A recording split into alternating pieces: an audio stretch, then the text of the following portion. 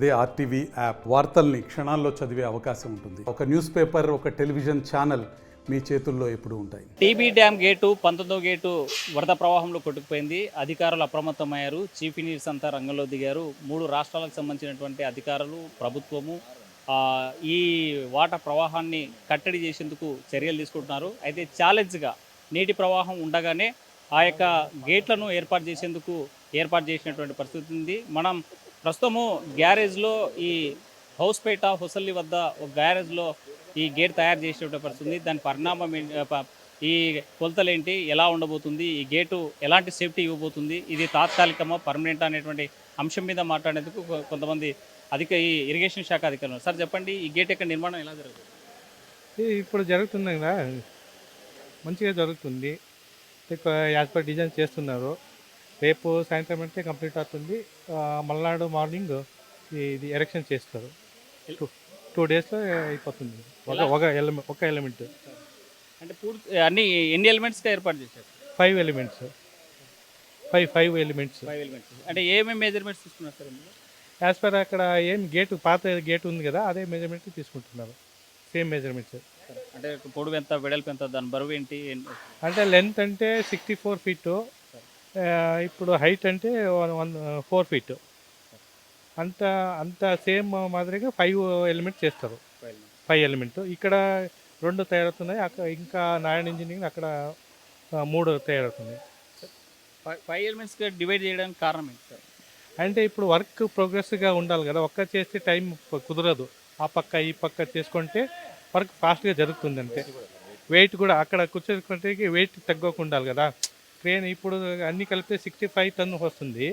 ఒకటి అంటే 13 టన్ ఈజీగా హ్యాండిల్ చేసి ఎరెక్షన్ చేసుకోవచ్చు అక్కడ డ్యామ్ పైన. అది స్టార్టింగ్లో ఇంజనీర్స్ అంతా ఆలోచించారు. అంటే సుమారుగా 60 టీఎంసీ లీటర్ కిందికి వెళ్ళిపోతే తప్ప గేట్ పెట్టలేని పరిస్థితి ఉన్నారు. కానీ ఇప్పుడు వరద ప్రవాహం అది తగ్గిందంటారా? అది కొంచెం తగ్గింది. ఇంకా తగ్గాలంటే ఇంకా 3-4 డేస్ కావాలా. అది అంత క్రస్ట్ లెవెల్కి రీచ్ అవుతుంటే okay, no problem, we can easily erect the gates. Otherwise it will somewhat challenging to erect the gates on dam place.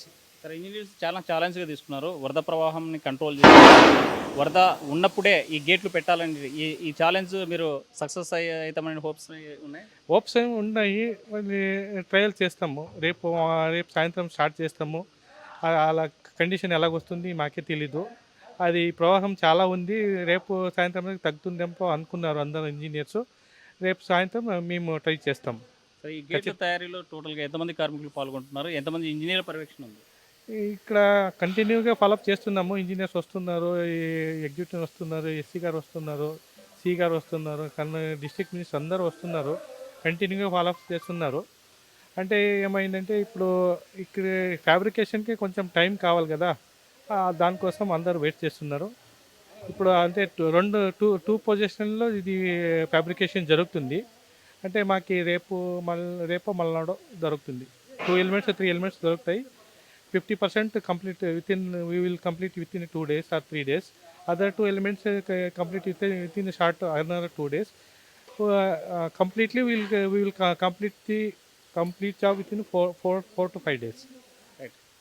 అడ్వాన్స్గా కంగ్రాచులేషన్ సార్. మీరు all the best. Me work success కావాలని RTV కోరుకుంటుంది. Okay, thank you sir. ప్రధానంగా ఈ గేట్లు 5 ఎలిమెంట్స్గా చేశారు. 4 అడుగులు అట్లా 5 ఎలిమెంట్స్లో పెట్టి 20 అడుగుల మేర నిర్మాణం చేపట్టేందుకు ఏర్పాటు చేసినటువంటి పరిస్థితి ఉంది.